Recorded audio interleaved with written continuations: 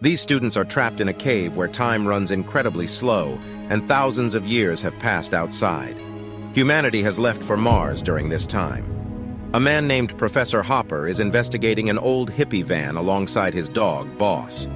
Hopper finds no people in the van, however. He finds a journal with odd drawings in it. He then finds a cave where he sees a man standing with a gun, but it seems that the man is completely frozen, not moving at all. Hopper leaves with the intent to return later. Hopper returns home and finds his students, Taylor and Jackie, sitting on the front porch.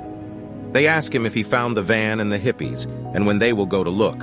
Hopper tells them that he will be going into the cave by himself, and that Taylor and Jackie will stay home. He also assures them they don't need to worry about their grades, as this won't affect them. Hopper returns to the cave and sees that the man with the gun is still standing there. He enters the cave and notices that there is a weird invisible barrier made of moisture. Despite this clearly being alarming, Hopper goes through it. Back in town, several days have passed and Hopper has not returned, so Taylor and Jackie decide that they have to go looking for him. They need a jeep to reach the cave location, so they ask their friend Kara for help. Kara says she can lend them the jeep, but she has to come with them, and she also has to bring her little sister Vives along so she can film the expedition for a school project. Vives' classmate Furby also joins them. He spends the entire car ride to the cave continuously hitting on Jackie, who does not reciprocate his advances. During the car ride, Taylor explains for Vives' project that Hopper was obsessed with the case of some hippies who went looking for the Fountain of Youth and never returned home.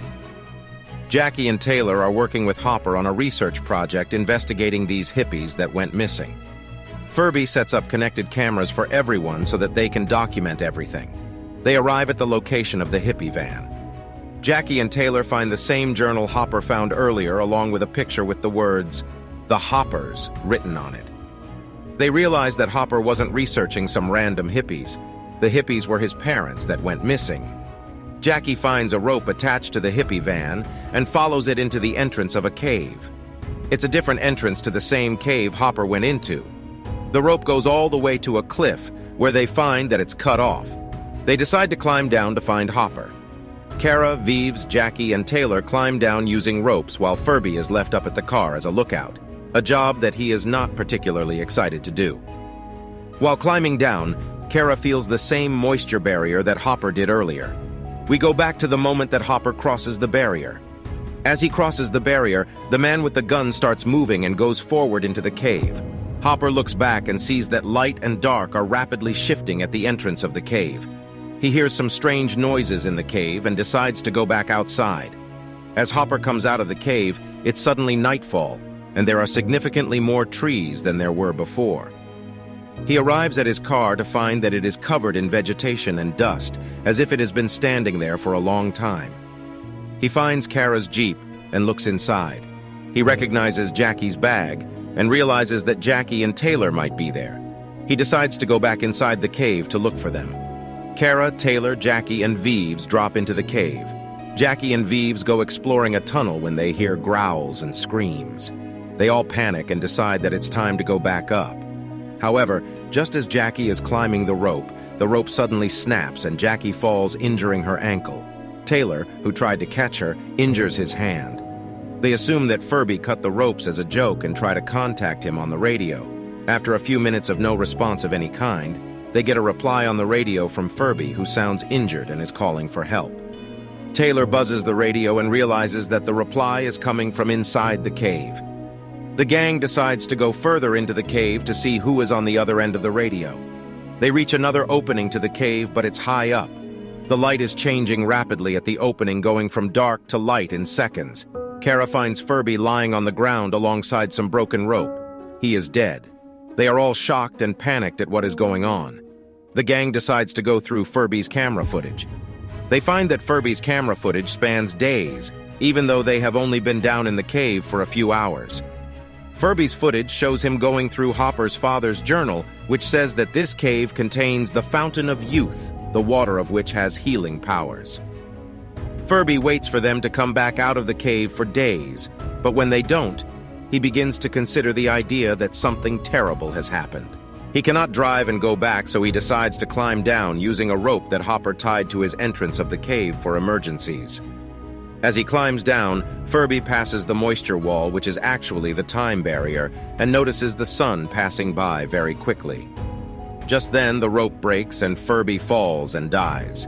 The gang decides that Kara, being the only uninjured member, should climb up free-hand and come back with help. Meanwhile, Taylor finally deduces that the light changes are days and nights passing quickly, but Kara doesn't believe him. Taylor gives Kara a GPS to send an SOS as soon as she is at the surface. Kara climbs out of the cave and reaches the surface. She sees that all the trees are gone. Everything is a barren wasteland, and an explosion of some kind is occurring. She has trouble breathing as she walks around trying to get a GPS signal. As she climbs up a small hill trying to get a signal, she notices a giant ship floating into space. Kara comes down and tells the gang everything she saw while she was up there, but they tell her it's impossible because she was only gone for 2 seconds. They compare the camera footages from inside and outside the cave again, and finally accept that time is passing differently in the cave. Taylor realizes that Furby wasn't dead when he fell because he had called back to them on the radio for help. They re-watch the footage and find that some cavemen killed Furby. The cavemen must have been stuck in this cave since ancient times. They decide they must get out of the cave and make Kara climb up again, this time with the rope in hand, which fell down with Furby. While Kara is climbing, Vives notices in Furby's video that the path of the sun is changing as it rapidly passes, which represents solstice. The gang realizes that every time the light passes, it's not just a day, it's a year, which means that they have been in the cave for possibly thousands of years. Just then, a really high-tech ladder descends into the cave, and a giant futuristic-looking man climbs down. As he climbs down, a caveman appears and attacks him, but the giant man restrains the caveman. The gang runs away into another part of the cave where they find the Fountain of Youth, and they also find Hopper's parents, who are dead. They notice 3 cavemen blocking their path, and Taylor tells the girls to go while he fights them off. Taylor puts up a fight, but he is outnumbered by the cavemen, and they kill him. Kara returns to help Taylor and finds Taylor dead. She is distraught. The giant future man appears and tries to grab Taylor while Kara tries to fight him off. He finally manages to grab Taylor and places him into the fountain. Just then, the cavemen return and begin fighting the giant future man who is outnumbered and almost killed. Taylor comes back to life, and Taylor and Kara help the future man defeat the cavemen. The cavemen have damaged the future man's helmet, and he can't seem to breathe without it. Taylor and Kara ask him what year he is from, but he doesn't speak English. He shows them news footage that talks about missing reports of Taylor, Kara, Vives, Jackie, and Furby. Kara's dad appears on TV and asks people to help him find them. The future man then proceeds to show them footage that reveals that humanity built giant space engines and left Earth and colonized Mars. This is what Kara saw earlier when she climbed out of the cave. Taylor notices the potable giant ladder on the giant man's bag and says they have to get out of the cave using it. As they are about to go, Jackie notices Hopper's bag. Taylor tells them to get out of the cave while he goes to look for Hopper. Taylor finds Hopper, who is severely injured because cavemen attacked him. Hopper shows Taylor another section of the cave where time is even slower, and Hopper's sister is trapped in there. There is some kind of medieval war going on in there. Hopper tells Taylor to go before more cavemen come for them. Taylor argues that he could heal Hopper with the Fountain of Youth, but Hopper says he'll be dead before he reaches it and tells Taylor to go. Taylor and the gang place Furby in the Fountain of Youth to resurrect him.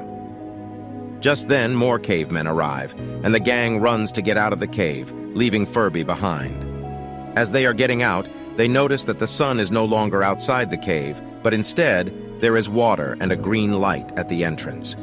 Kara is the first to climb out of the cave, but as she reaches the water, some long, bony fingers pull her out. Meanwhile, the caveman downstairs conveniently touches the ladder at the spot which causes it to close, and they all fall. But as Kara crosses the barrier, time inside the cave stops for her. A few seconds later, long mechanical rescue arms appear, grabbing the remainder of the gang before they fall down, and Kara appears from inside the water, dressed up very differently. Kara rescues the gang, explaining that once they are on the other side of the barrier, time inside the cave is almost stopped, so they can take their sweet time up there, preparing to rescue Furby, Hopper, and the rest.